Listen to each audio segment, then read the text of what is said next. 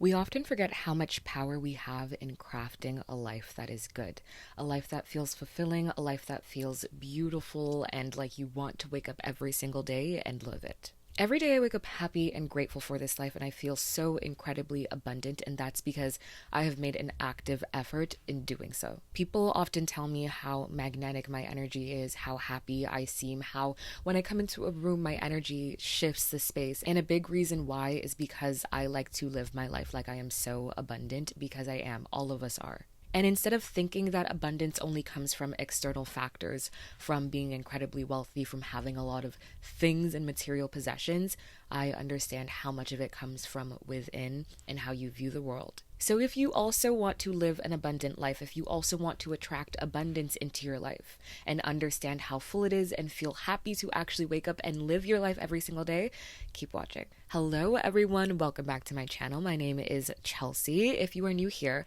hi, welcome, so happy to meet you. I am the creator, co-producer, and host of a live entertainment talk show called CTRL+ALT+BEAT, and I am currently on this journey of, chasing after my dreams, but also living a very happy, fulfilling life so that things feel fruitful. We feel happy every single day to wake up so that, we can become the best versions of ourselves. So if you are also into that stuff, if you're also chasing after your dreams, if you're also becoming more self-aware, maybe subscribe, maybe follow me, maybe follow the talk show. Okay, enough yapping for the intro, just getting right into it. How to attract abundance. First thing, like energy attracts like energy. And you've probably heard this so many times. I hear Stephanie Madeira from Batty Bee Mindset say this all the freaking time. Your energy is the number one most important thing in how you feel every single day and what you attract into your life. If you are somebody that only finds the negative in every single thing, if a minor thing happens where like your drink spills or somebody cuts you off on the road or someone maybe said something to you and their tone was a little bit off and you decide to harp on that and then let it fuel your energy for the rest of the day, what do you think you're going to keep finding, and what do you think is going to keep finding you? Negativity. Now, I'm not saying don't let things upset you or you can't be, feeling a certain way if things don't go as planned or whatever it is. Yes, that's so natural. It's natural for things to not go as planned all the time and for things to sometimes go wrong and for us to not be happy. What I'm saying is don't sit in that energy and then use it to fuel the rest of your day and how you view every single thing. What you are looking for will find you. So if you are waking up every single day and you're looking for reasons to be angry, you're looking for reasons to, talk poorly about people, or for reasons to just be miserable in general, to have a miserable life, that's all you're going to see. Your life is going to feel miserable. But if you're somebody who wakes up every day and is just grateful for the life that you have, the fact that you even woke up and you have your health, and that you're able to kind of go and choose what you want to do with your day, what do you think is going to find you? How do you think you're going to feel throughout your day? I kid you not, guys, and I'm not just saying this to say this. I wake up every single day so happy and so grateful and so regulated within my body. I am moving through life feeling really good. I barely get any anxiety anymore.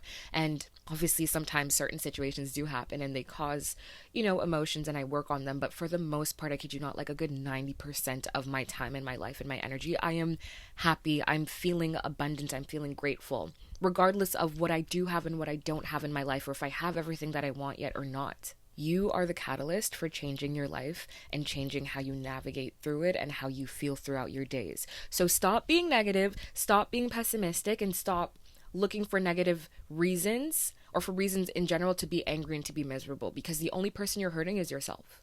This is your life and your quality of life, and if you want to go wake up every day and cuss everybody out and feel like everyone's against you and the world hates you and people are targeting you, that's what you're going to get out of life. Okay, how to attract abundance. Second step, second point.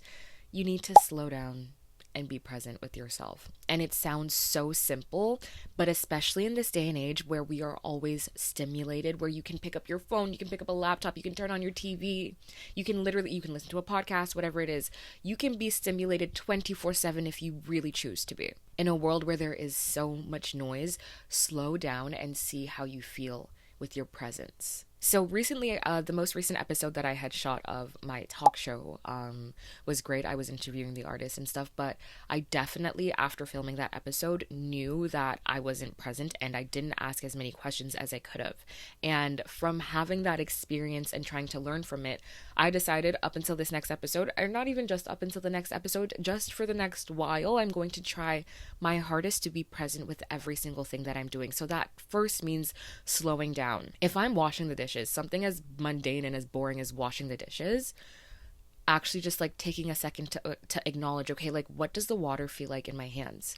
What does the soap feel like in my hands? What does the dish or the plate or the cup feel like in my hands? Like what does the sound of the water, what does what does the water sound like? You know what I mean? So I had gone to a concert recently, loved it, had a beautiful experience. I went by myself, as I often do. This is my third solo concert, and I had a great time.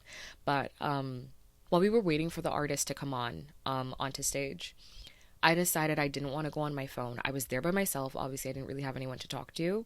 And instead of me deciding to go onto my phone because there was like nothing else to do, I took a second to actually, one, just like look around the space, look around the room, and then engage my senses. When I was looking around the room, do you know what I noticed?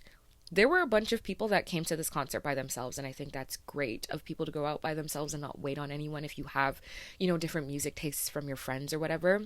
I think that's a really beautiful thing. But do you know what I noticed? Every single person, at least that I had seen in my vicinity that was there by themselves, was on their phone.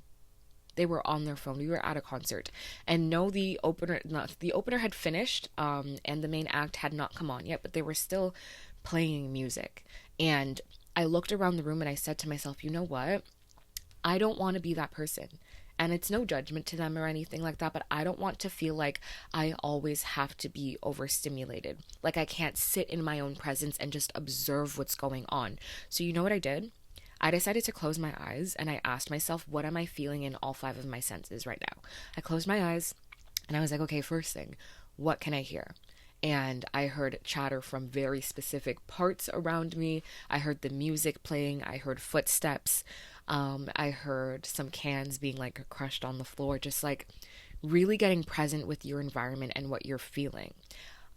Second thing I did, of course, was like, okay, am I smelling anything specific? Maybe I was smelling a bit of alcohol. I was smelling a bit of people's perfume, a bit of cologne, all of that stuff. You know what I mean? Or like, what does it feel like to be in my body right now? So just really engaging your senses in that moment in time. I was speaking to my grandmother recently, and mind you, she's 89 years old. She's going to be 90 this year. And her memory is so sharp, and I think it's so beautiful to see.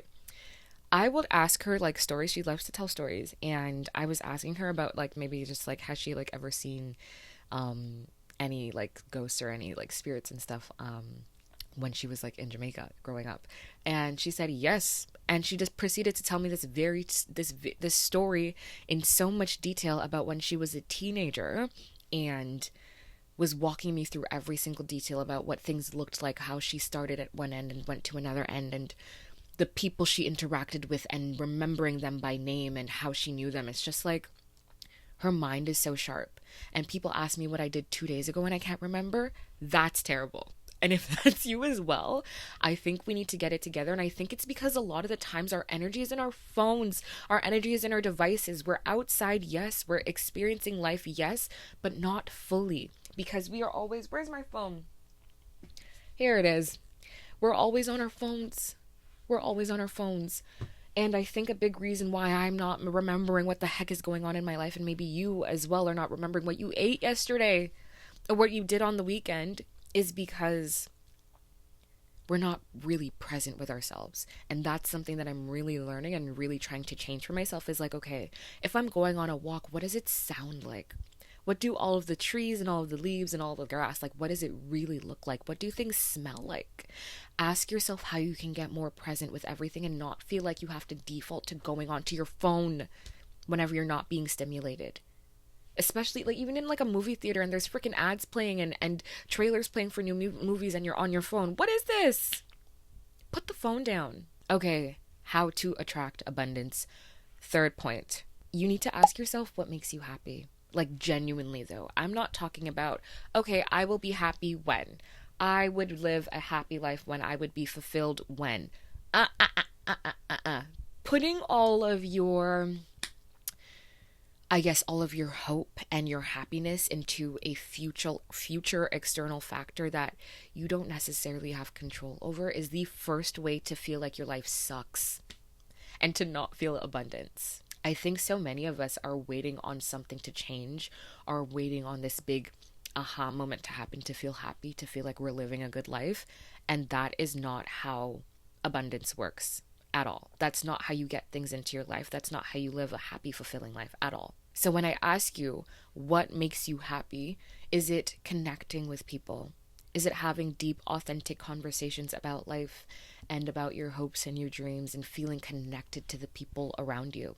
Is it being surrounded by nature and feeling abundant in that way and understanding how small you are in comparison to the rest of the world? Is it indulging in creativity and figuring out what your mind can create, what your body can create? You know what I mean? How powerful you are as a human being. Does learning about yourself or self-actualization make you happy? There are so many ways to feel abundant in this life that are not related to external factors like a fresh new car or a whole heap of money or a fancy new house. And I'm not acting like these things won't make you happy.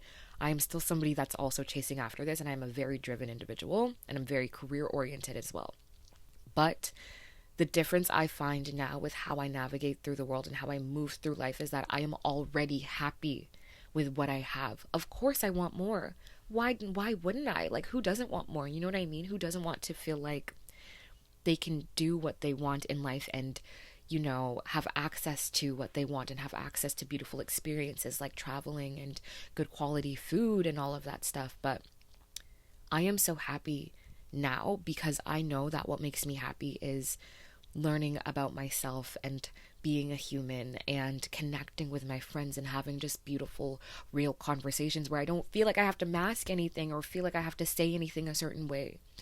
It is being surrounded by family. It is laughter. It is just, I don't know, cooking a meal and being really happy with it and understanding that like I created something and it tastes really good and it's nourishing me. There's just like so much. Or even like reading a book. Like really, beauty and abundance is in the smallest things in life. In the smallest things in life. And if you are somebody that's always just waiting for the next thing to happen, waiting for the ball to drop, waiting for some big catastrophic is negative, but some big exciting thing to happen for you to be happy, you're living life wrong. And I don't mean to tell people you're doing anything wrong or right, because who am I to say? But I will say that if you want to feel abundant, if you want to feel like you're living a full life, even if you're not where you want to be, you need to start with yourself and ask yourself what actually just makes me happy as a person, aside from all of the materialistic things. Okay, fourth and final tip: how to attract abundance. Understand the privilege you have.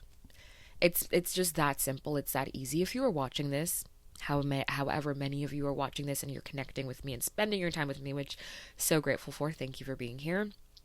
If you have access to a screen, if you have access to internet, if you have a roof over your head, if you have food to eat, if you have people in your life that love you, family or friends or chosen family or whatever that might be, like just think about how privileged you are to have that. If you have your health, there are so many people, and like not to like spread all my business and stuff, I had a family member that passed away recently and they were diagnosed with stage 4 cancer like 3 or 4 months ago, and now they're gone. And seeing somebody in real life that you know that you kind of expect to always be there deteriorate so quickly to the point where like they get really thin and very weak, and I don't know, it just puts so much into perspective. Like half of us are complaining saying, oh my god, like, you know, like I wish I could like lose a bunch of weight here, and like I'm not happy with this part of my body or this part of my looks, or like I broke out the other day. And it's like, that's so stupid. I think it's so stupid to waste energy and time on that, because you have your health, you're here. Like these things are really not that deep. I can imagine that my family member was like, they used to like go and like ride their bike a lot and go on a lot of walks and just like, I don't know, like I can imagine they were just longing to be able to go outside. I had asked them like before they passed, like, have you been outside yet this like since summer has started or spring has started? And they haven't been outside. And it's like the littlest things we take for granted. And I think because we get so comfortable with expecting things to be a certain way all the time, forever. I don't know. I just, that reminded me that like life is so fragile. And instead of wasting our time complaining about what we look like, complaining about our hair not being perfect, about not having this like latest drop of like shoe or clothing or purse or whatever the frig it might be, like, is it even that, like, are those things really even that deep? At the very least, you have life, you have your health, you have your voice. If you have all five of your senses, that's like what a privilege to have. Not everyone even has that. You are able to experience life to the fullest. So I think just understanding that and remembering that as you move through life, so that when the little things happen, if someone says something to you and it rubs you the wrong way, not festering in that and not allowing that to take over your energy. Because yeah, bad things happen, I understand, but at the end of the day, you have your life, you have another day to tell people that you love them, to chase after your goals, to just be present with yourself and understand what it means to be a human. Do not take that for granted. This is how you be abundant. This is how you attract abundance in your life. Because if you are gone in the next week, in the next year, in the next decade, you don't want to be somebody who lived a life always waiting for the right moment to happen, for things to be a certain way for you to be happy, because we are only here right now. And I don't think it's a good use of your time or my time or any of our times to be here just complaining about what we don't have. Sit in what it feels like to have what you do have currently in this moment. Anyways, that's all I have for you today. Thank you so much for spending your energy with me, for listening to me yap for the past almost like 15, 20-ish minutes, however long this video ends up being. If you're into this stuff, if you're into growth, again, I am currently producing and building a dream talk show of mine, and I'm also just trying to become the best version of myself and learn as much as I can about being a human in life, in the world, and just being a kind person. If that is your vibe, if you're also on that journey, subscribe, maybe leave a comment down below, maybe follow me, follow my talk show. Yeah, really grateful for you. Thank you all so much for watching. I hope you have a beautiful day. I'm rooting for you, wishing endless belief in yourself. You've got this. Yeah. Have a good day. Bye.